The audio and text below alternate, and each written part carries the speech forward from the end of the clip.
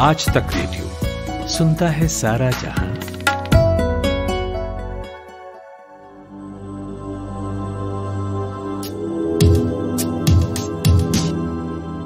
दुती चंद 100 metre फराटा दौड़ में भारत की महिला चैंपियन, वर्ल्ड यूनिवर्सिटी में गोल्ड मेडल जीतने वाली पहली भारतीय महिला धावक। अब दुती का सपना अगले साल के लिए प्रस्तावित टोक्यो ओलंपिक्स में भारत का प्रतिनिधित्व करना है, लेकिन उनका सर्वश्रेष्ठ प्रदर्शन अभी ओलंपिक्स के क्वालिफाइंग मार्क से दूर है।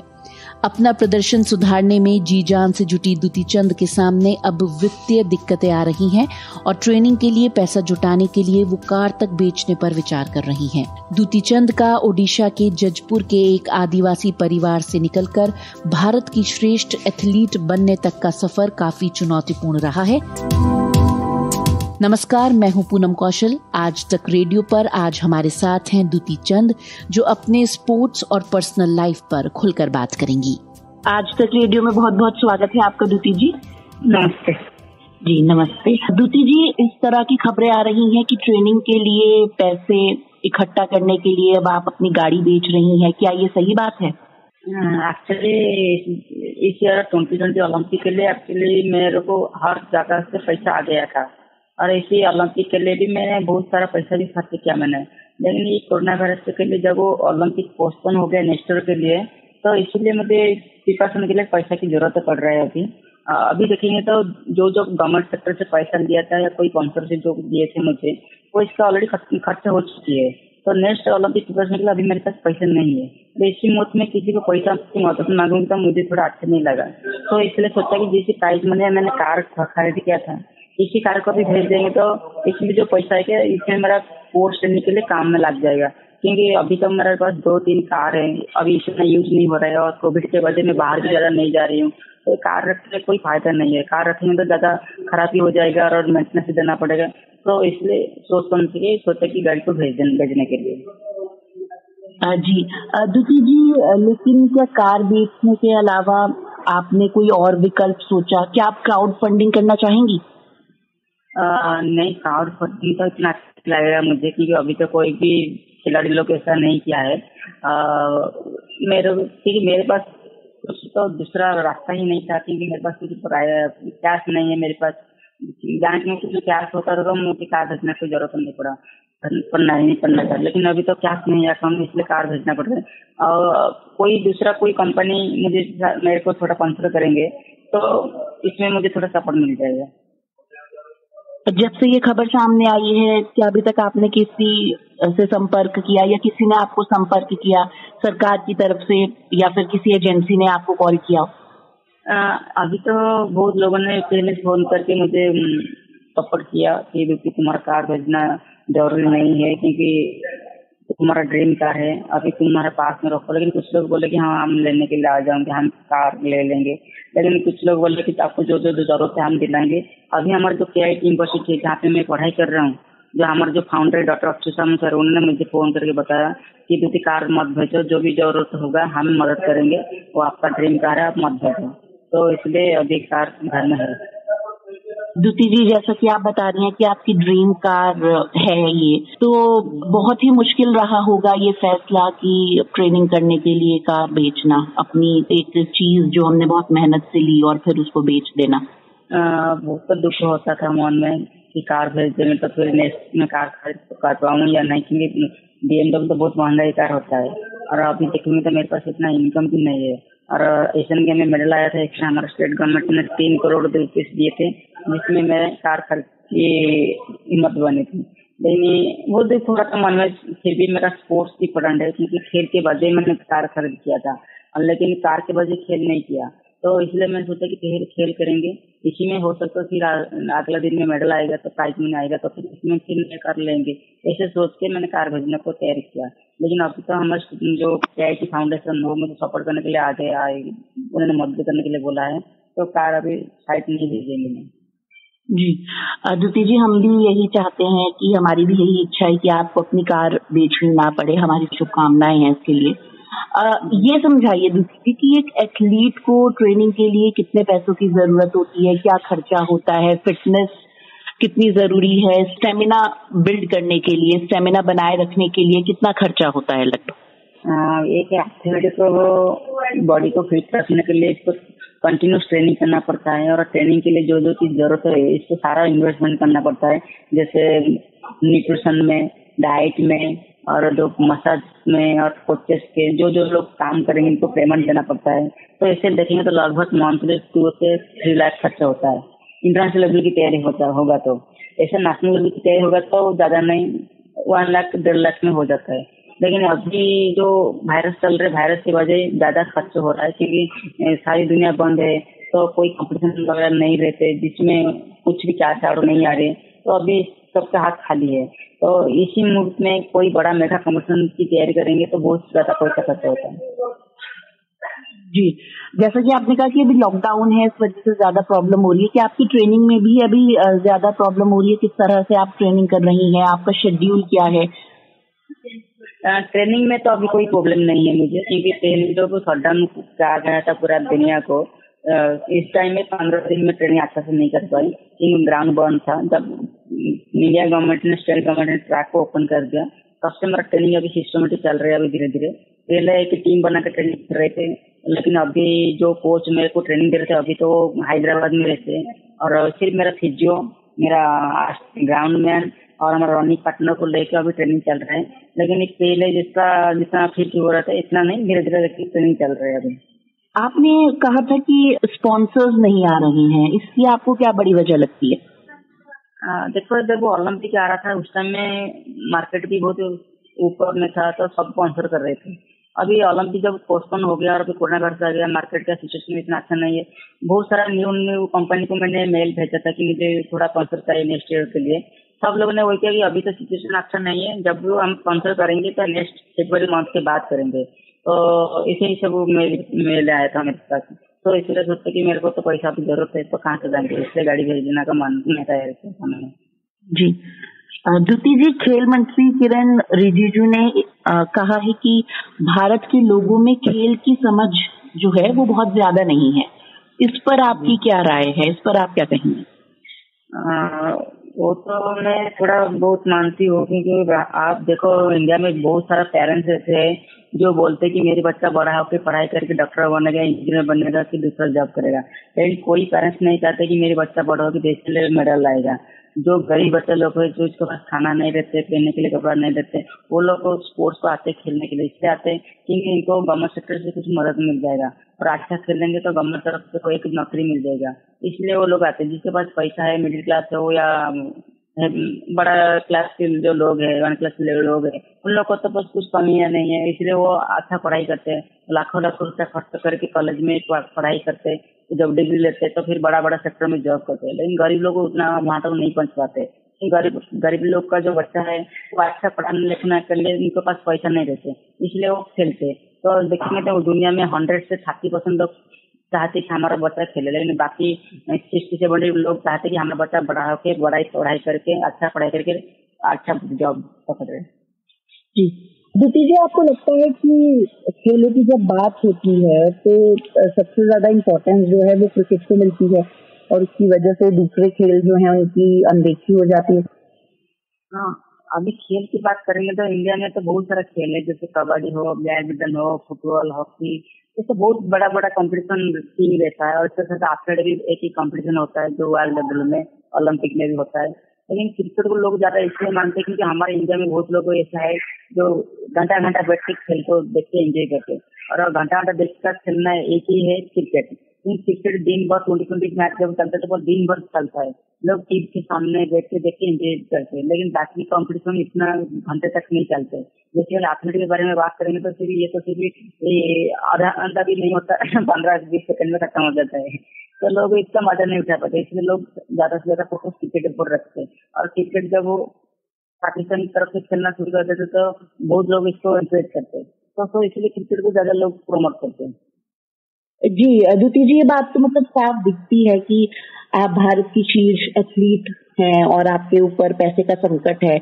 मतलब कहीं ये कहा जा सकता है कि भारत में जो सिलेक्टेड स्पोर्ट्स हैं, चुनिंदा स्पोर्ट्स हैं, इनके अलावा जो स्पोर्ट्स हैं उसमें ज्यादा पैसा नहीं है।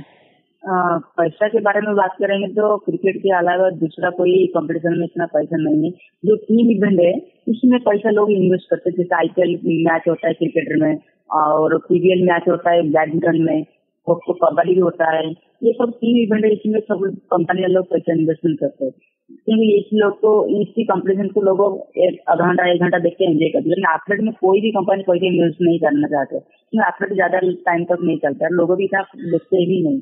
तो इसलिए एथलेट लोग ज्यादा दिक्कत का सामना करते हैं। बाकी जो टीम इवेंट है वो बहुत अच्छा टीम इवेंट है, इनको पैसा वगैरह मिल जाते हैं, नाम मिल जाते। देखो अभिनव बिंद्रा को देखो, शूटर में इनको भी बहुत काफी नाम है, अच्छा गोल्ड मेडल भी मिला है। पीवी सिंधु को देखो, ये टीम इवेंट में मेडल आया है। बक्सर लोग भी ऐसे है, बहुत सारा ऐसे टीम इवेंट है जो अच्छा परफॉर्म करते हैं और इनके पीछे बड़ा बड़ा कंपनी का स्पॉन्सर रहते हैं। लेकिन हमारे एथलेट में देखने से किसी के पास बड़ा कंपनी का स्पॉन्सर भी नहीं रहता, और इतना बड़ा मेगा कॉम्पिटिशन के लिए जो पैसा दिया होता है उसे सपोर्ट भी नहीं मिलता।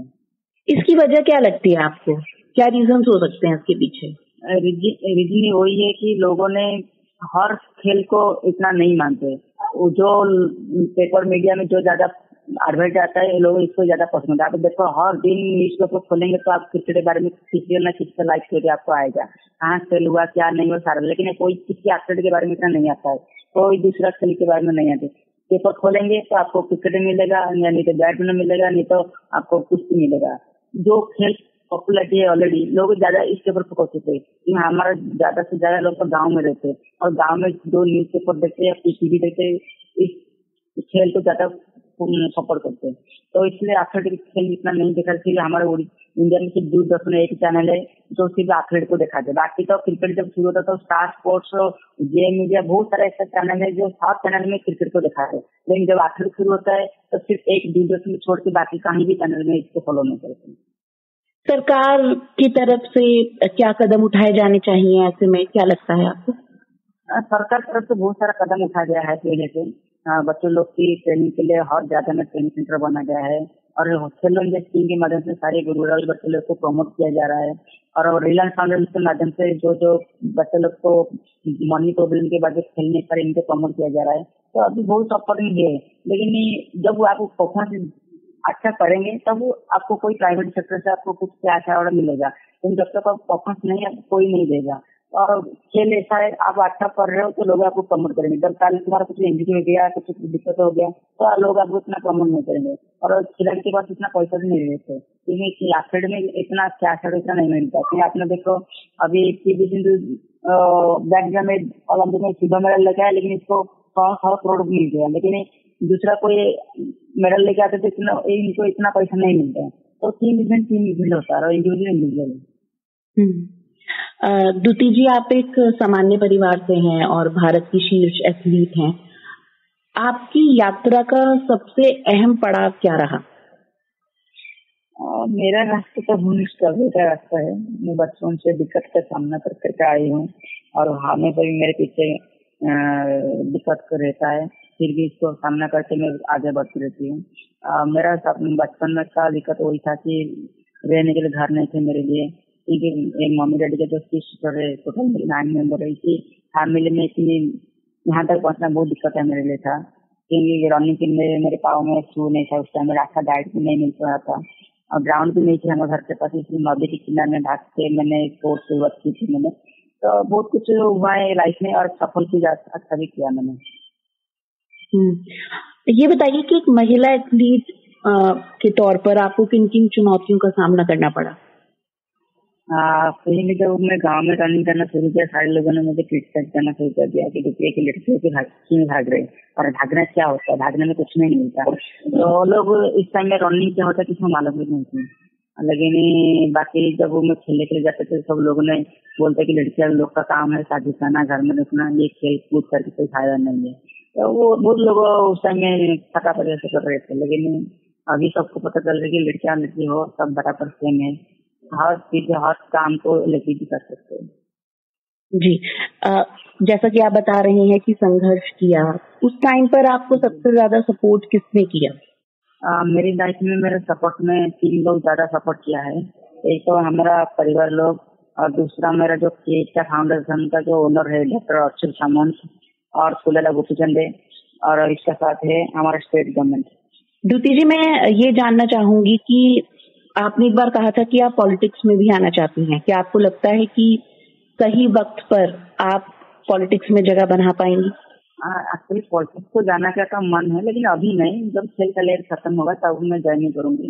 एक्चुअली मेरी फैमिली में मेरी मम्मी भी 2 बार सरपंच हुए थे, तो मेरा उसी में मेरा एम है कि मेरा मम्मी सरपंच हुआ नहीं तो मैं भी फ्यूचर में सोसाइटी के लिए काम करने के लिए मुझे मौका मिलेगा तो मैं भी सोसाइटी के लिए काम करूंगी। मेरी फैमिली तो राजनीति से जुड़ी हुई है, तो मैं भी रहूंगी तो मुझे भी थोड़ा अच्छा लगेगा।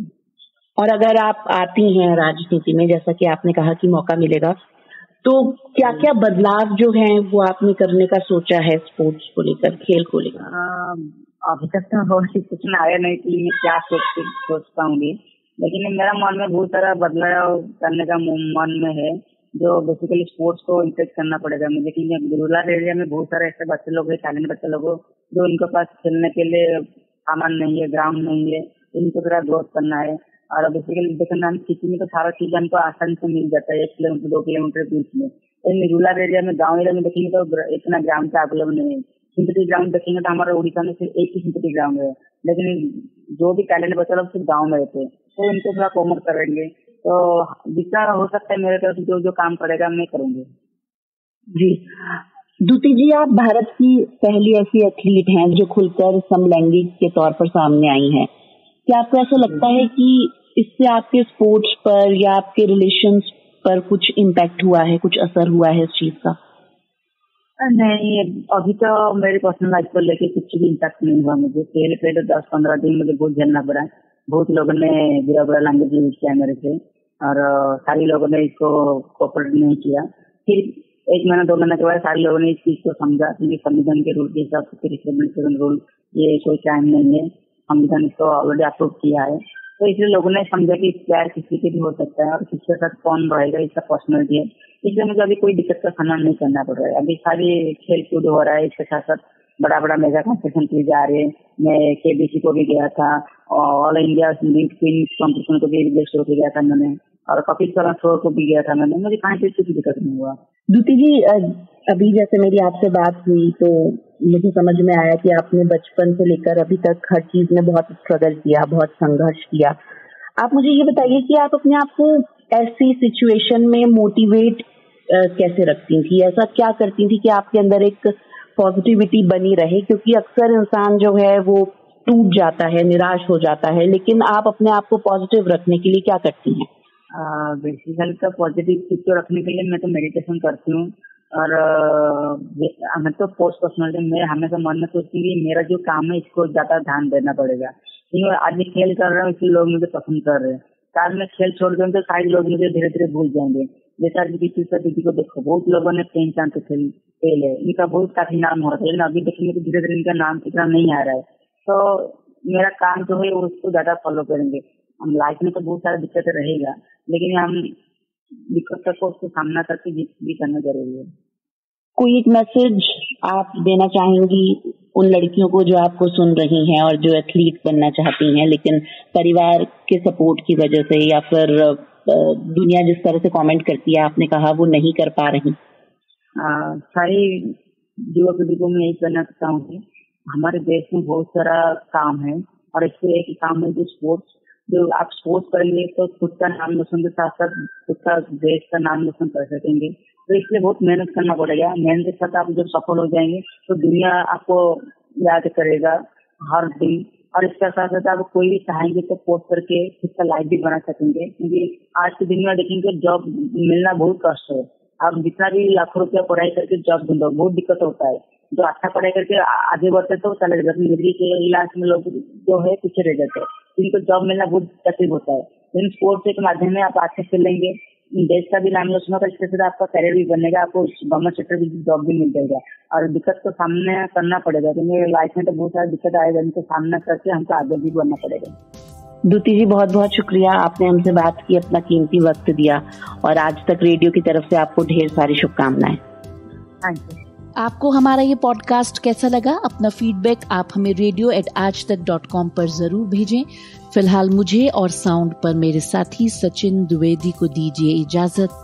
नमस्कार।